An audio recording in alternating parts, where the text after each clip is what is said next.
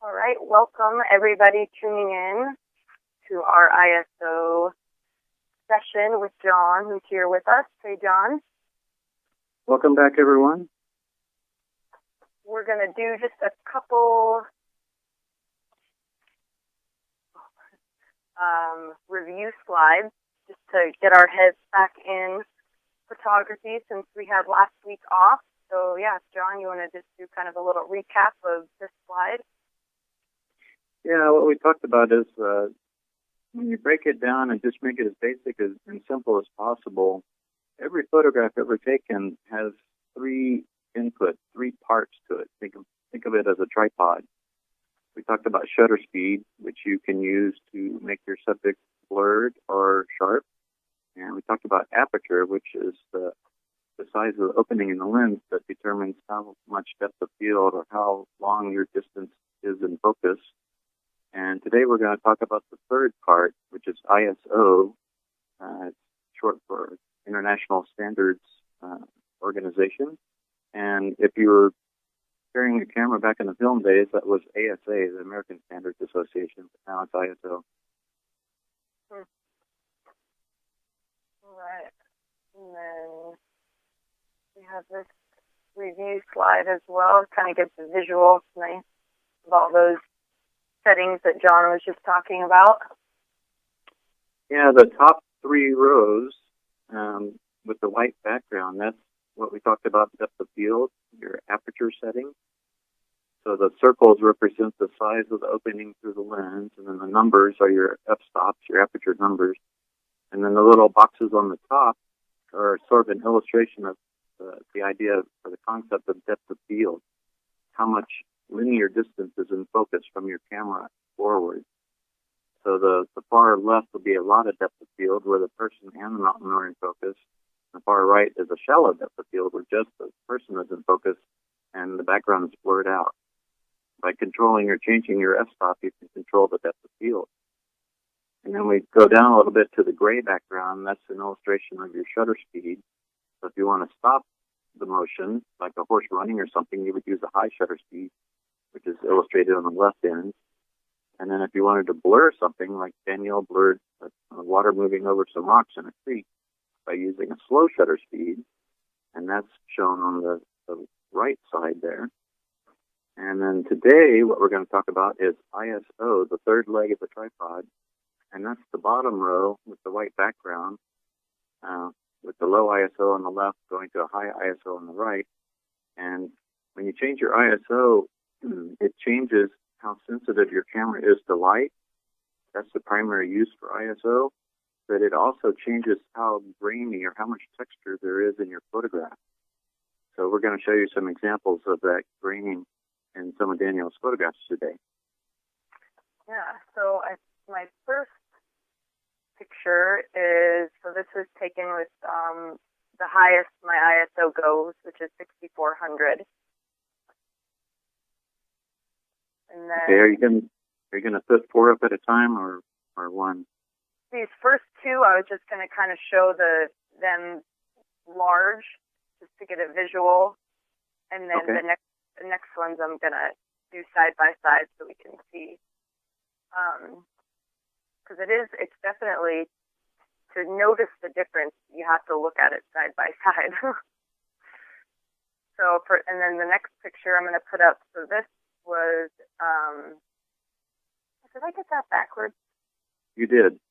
I renamed my pictures improperly, so picture is actually an ISO setting of 100, so the lowest it goes, and then this photograph is 6400. Does that sound more correct, John? More better, yes. Yes. Now, if you're getting a slow response on your computer, it might be hard for you to see the grain difference in these photos. But if you have a good non-pixelated view of the images, the grain really stands out in the dark areas. If you look in the dark clouds and the dark foreground, you can see how one of them, the dark areas kind of look like sandpaper, real grainy and textured. And the other one, those same areas are smooth. Yeah. And would you say what's an example? Like, is the grainy one pleasing to your eye? Like, if, looking at a picture, would you say that's desirable in some circumstances, the grainy kind of textured look? Actually, it's almost always the opposite. You want to keep your grain as low as possible in general, so that your transitions between colors are smooth and easy on the eye. You only use high ISO when you absolutely have to. So, and then I'll give these examples. Yeah, that shows up really well on my screen now. Nice, yeah. Hopefully everyone's seeing that contrast. So so you just said that there's generally no time where you want that grainy texture. Can you think of any time where that would be okay, or just you never want that? No, and generally you never want that. The ISO is kind of the third wheel, the third leg of the tripod. Usually for your photographs, you're either going to want a high shutter speed or low shutter speed, or a high depth of field or a shallow depth of field. And so once you pick what's the most important for your photograph, say you want to photograph, when you were photographing the horses in the corral, say you wanted to stop their legs, stop their motion, you're going to want a high shutter speed. So how do you get a high shutter speed? You're either going to have to take from your aperture or take from your ISO. When you change one of those three, you have to change at least one of the other two. Yeah. So you can raise your shutter speed by 2 f-stops by raising your ISO by 2 f-stops.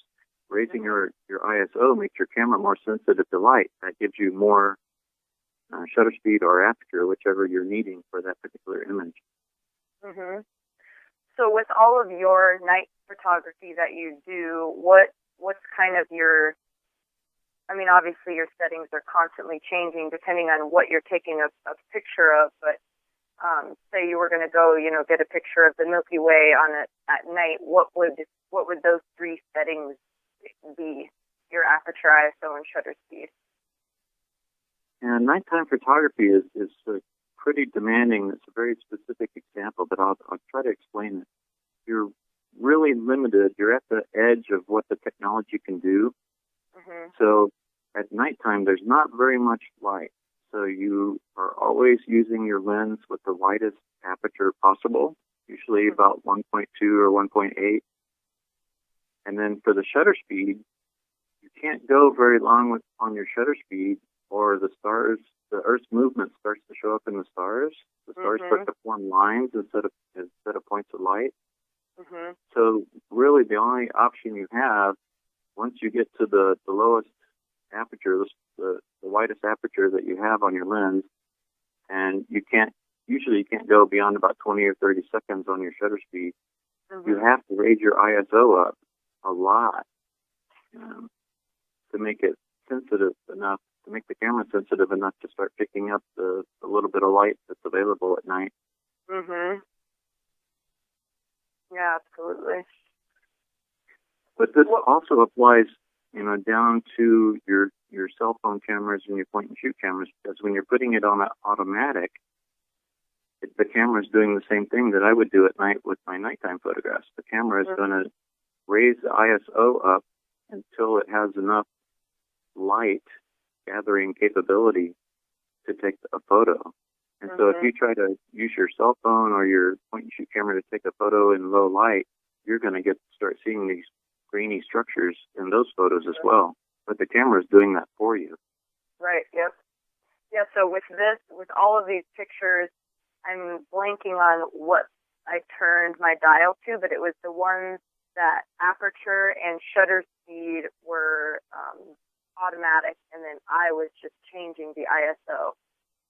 So like what you just said, all I did, was set it to the highest and lowest. You did what you would have done manually, basically. Right, yeah. Yeah, I'm almost always working on manual for my photos, but with especially with cell phones, you really don't have much option. The camera's going to do all that for you.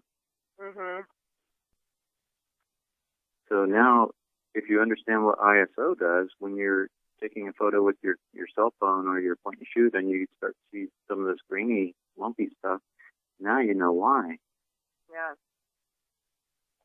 Because yeah, and on say on a point and shoot camera, you can set your ISO and your aperture and shutter speed. You can turn it to manual, can't you? It depends on the particular model. Some of them you can, and some of them you can't. Yeah. Some of them have a setting. There's usually like a silhouette of a person with some stars above them Mhm.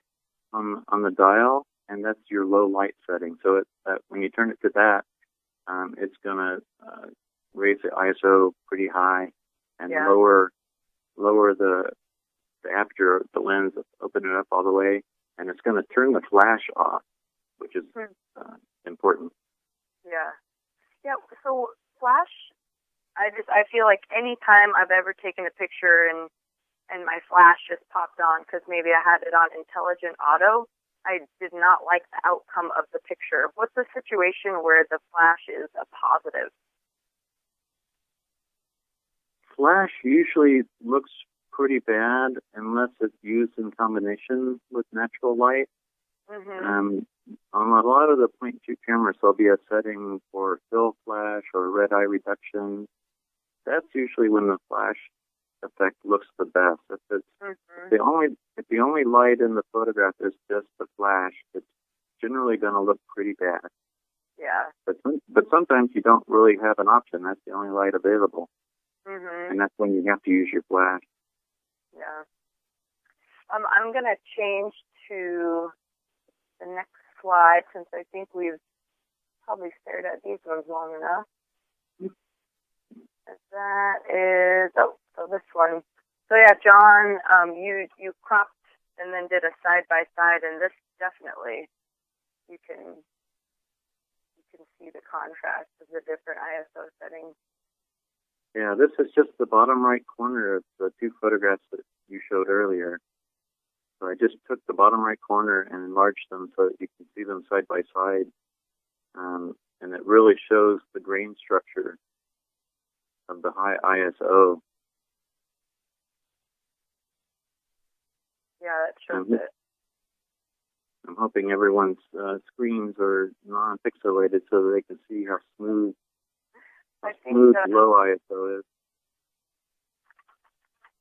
I think that Celia said that she noticed it in that last set of pictures, so probably this one too, even better. So especially when you're photographing people or animals, you really don't want that grain in the photos because it looks like a bad case of acne. You really want it smooth. Yeah, it kind of blends, like I think you said earlier, just how it kind of almost, there's no definitive point where you can see where the mountains start or end and then the sky is. It just kind of all grains together. Mm-hmm. Yeah, with the nighttime star photography that I do, I have to use the high ISO. But then afterwards, when I get home and get on the computer, I have to use software to try to blur that grain structure back down and make it look a little nicer so it doesn't look quite so grainy and lumpy. Mm-hmm. Yeah. So if you hear someone talking about noise in a photograph, that's what they're talking about, is the grain structure that we're just looking at. Mm-hmm. So this slide brings up another point that I want to make, and that is that the structure of your grain, so your high ISO grain, it also varies by camera. So the lower end cameras with the smaller sensors aren't very good at going high ISO. So the two photos on the left are taken with a Nikon D3300. Mm-hmm. It's a really good camera for daylight, but it's not a camera you would want to use for nighttime. Mm-hmm. That camera only costs a couple $100. But if you look at the top left, the ISO 100, that looks fine. but the ISO Oh. 3200 looks pretty bad. Yeah. But if you jump over to the right, those two photos were taken with the camera body that I'm using mostly now, the Nikon D750. And the ISO 100 and the ISO 3200 are pretty similar in their grain structure.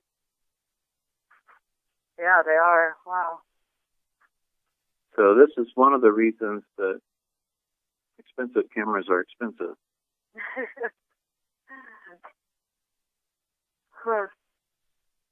Yeah, this was definitely a whole new view that I have on ISO. Like I was telling John earlier, I kind of always just thought of ISO as gathering those night shots, but it also, I mean, you can change the same image in daylight and really see how that sensitivity to light affects your photograph. Yeah, so when you get brave enough to go to manual control over your camera, say you're photographing, today it's kind of overcast here in Lellek, kind of cloudy. Say you're taking a picture outside in a cloudy situation and you don't have a tripod, but you need more depth of field to make the photograph that you want to make. What you can do is raise your ISO to make your camera more sensitive to light, and then take that extra light and use it in your depth of field. Take it as apertures. So ISO, changing your ISO is valuable and important for daylight photos just as much as nighttime photos. Right. Yeah, absolutely. Yeah, after this, since this session wraps up the technical side of things, I plan from here on out to do full manual for the rest of my assignment pictures. Now that, because I feel like the past three, I've really had to, hone in on exactly what the session was on. But now I can kind of play around with the three a little bit more, since I have a little more leeway on what the outcome will be. Yeah, you can. It's not a sin to use your camera on automatic, but it's really helpful if you understand what it's doing when you put it on automatic. And then you know which automatic features that you want to use. Right. Yeah, absolutely.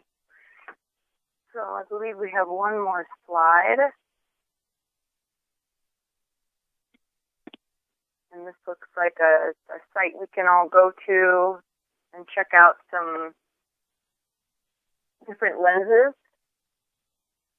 Yeah, this is a site, just a tip for people, amateurs probably don't know about this, but this website tests all the different cameras and all the different lenses. So if you're looking for, in today's example, we're talking about ISO. If you're looking for a camera that has a good ISO range and good response, if you go to this site, you can compare all the camera bodies and get their scores and line them up from 1 to 100. Or if you're looking for a lens that has a particular feature in it, like you might want a telephoto lens or you might want a zoom lens, you can go into this website and they'll score all of the lenses, so you can compare them side by side. Interesting. I'll have to go check that out.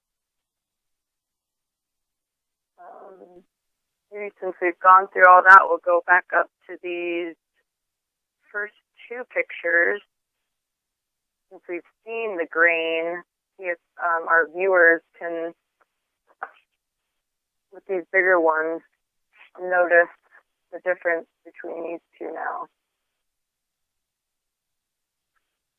Because even the first 4 times I really looked at them, I was like, gosh, they just really look the same. But then once you focus in on kind of the darker part of the cloud, you can really see that grainy character come into it. Yeah, maybe if you can put the side-by-side of the close-up back up on screen.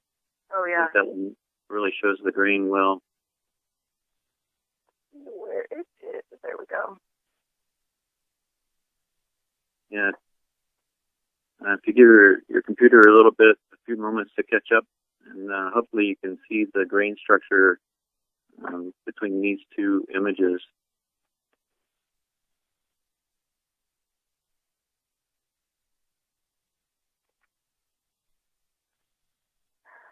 Yeah, I can't believe this will be the last of the camera button series. So I'm kind of excited to get into the more, the emotional side, you call it, right, John? Yeah, the buttons are kind of a technical side. They appeal to one part of your brain or don't appeal to one part of your brain, but the the composition is probably at least as important, if not more important, and that's what we'll talk about next. It's what I call the emotional side of photography. Mm-hmm. But it is nice to know, this end of it, because then that allows actually kind of shows whatever emotional side you're trying to convey in your pictures, because without knowing, to set the ISO or the aperture, the shutter speed, it kind of, or at least I would feel lost. Yeah, so what, I don't remember, what is our topic for next week? Next week is actually camera button review, so I am going to go out and get pictures on full manual, so different aperture, different shutter speed, different ISO settings, and then I think we're going to do just an overall review of the button. Okay, that'll be a good review because especially the aperture, that's always confusing to people at first, and so getting a good feel for how these three work with each other and how each one changes the photograph, it really gives you a good toolbox for using even a cell phone camera, how you can get a little more creative in your photography and kind of take control a little bit when you want to, and when you don't want to, you can go on full auto and you'll understand why you get the results that you get. Yeah. Well, this has all clarified a lot for me as far as understanding the buttons on my camera better and achieving the pictures that I would like to achieve as far as visuals go. So I think it's leading me down the path of, getting closer to more creative composition and overall understanding.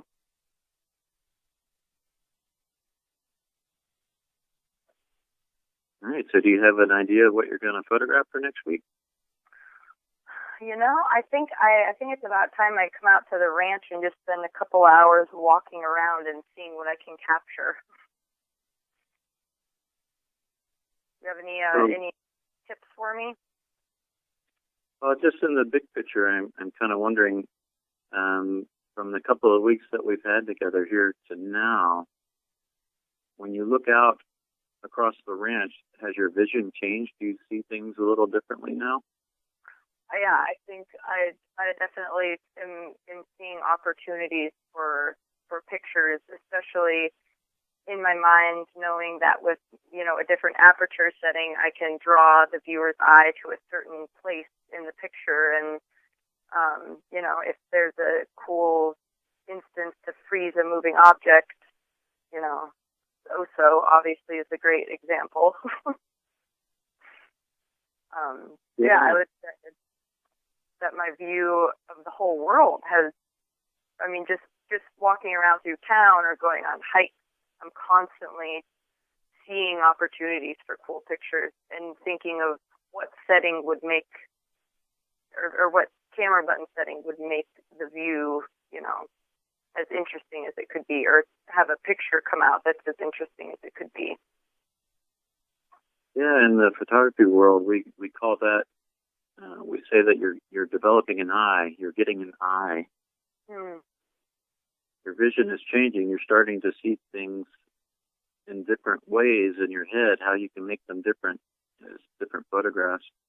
And the lessons and the mentoring are kind of like training wheels.